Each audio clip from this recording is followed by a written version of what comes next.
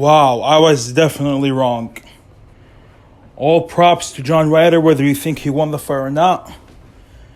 But he exceeded my expectations greatly. He was awarded the split decision. Let me break down the fight real quick. Round one, it was a cagey round one. Jacobs edged that round.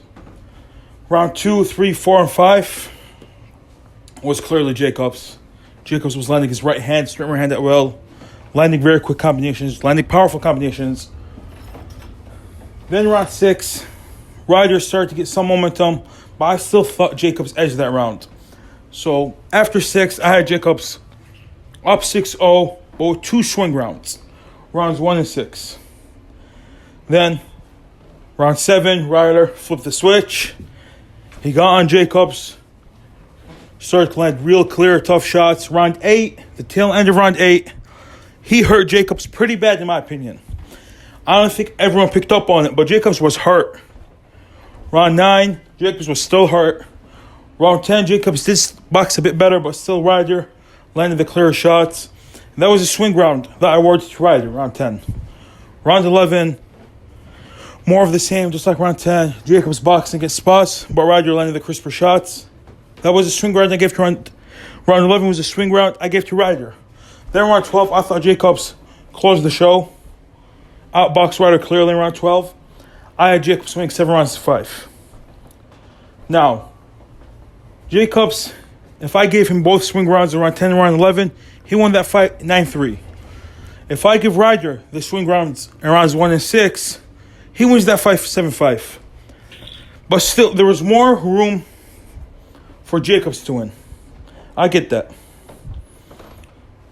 But Jacobs was fighting in John Ryder's hometown.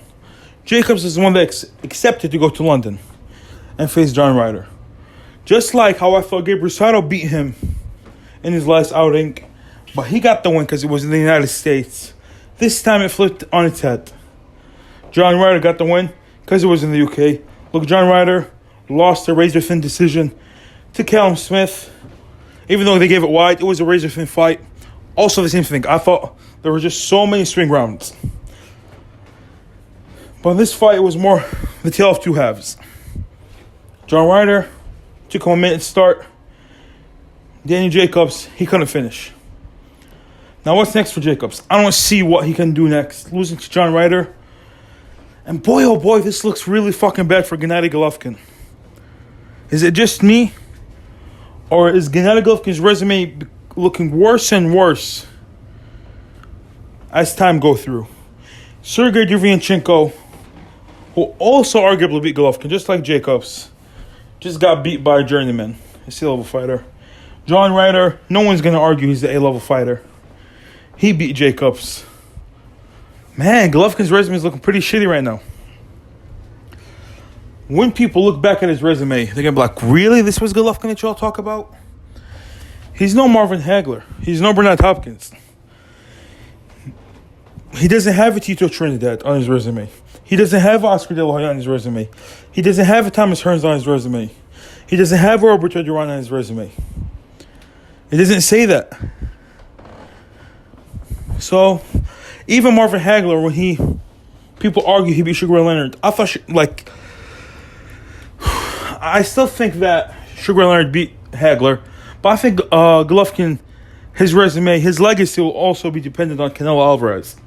Oh, this guy arguably beat Canelo, even though I thought he beat Canelo the first time around. And the second time, it's up for debate. But that's not a good legacy to have. And I know people are going to be like, this is a video about John Ryder versus Danny Jacobs. But still, Gennady Golovkin's record, his resume is looking pretty shitty. Jacobs was fighting very good in the first half of the fight, but the second John Ryder put it on him, it seemed like he didn't know what the fuck he was doing. Makes you think, what happened to that guy that destroyed Peter Quillin in the round? That guy that destroyed Sergey Omora? What happened to that guy? What happened to that guy that arguably beat Gennady Golovkin? Well, I think that guy, we haven't seen that guy, we haven't seen that guy since March 18, 2017. Never after that fight did he look incredible again. But give me your thoughts in the comment section below. What do you guys think is next for Ryder? What do you guys think is next for Jacobs? Like and subscribe if you haven't already. Sadiq Boxing out.